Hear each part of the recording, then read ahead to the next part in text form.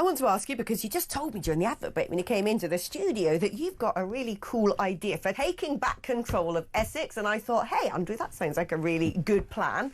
The borough of Havering, tell me more. So Havering is Essex. We've never been London, but in the 60s we were lumped into Greater London, and ever since then we've paid a lot of money into Greater London, particularly now that Mayor Khan is running the Greater London Authority. It's costing us a fortune, but we've never really been London. We orbit London, we're close to London, but we're not in London, and we don't like having to fund all what's going on in inner London. So we want to reclaim our Essex identity, and I'm campaigning for Havering to be an independent borough. We don't need the mayor. We don't need the GLA. We can work with our neighbouring boroughs. We can work with London or Essex. But we don't need this overarching mayor and this overarching GLA that costs us hundreds of millions of pounds for which we get very little in return. Do you know, in my borough, we barely see a policeman. We barely see one.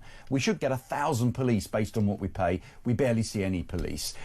Transport for London, well, they threaten us constantly that if we leave the GLA, our pensioners will lose their Freedom Pass. That's not true, because we pay for that additionally for the Freedom Pass, and I'm putting a bill to Parliament on Monday to make it law that they can't take away our Freedom Pass for the pensioners. In fact, it needs to be extended to the entire TfL network. So if you live in Brentwood, or if you live in Watford, or if you live in Cheshunt, which is served by TfL services, then you should be entitled to the same travel concessions. I love this idea of devolving away from Khanistan. Take back control of your outer London borough. You don't need to be under Sadiq's shadow.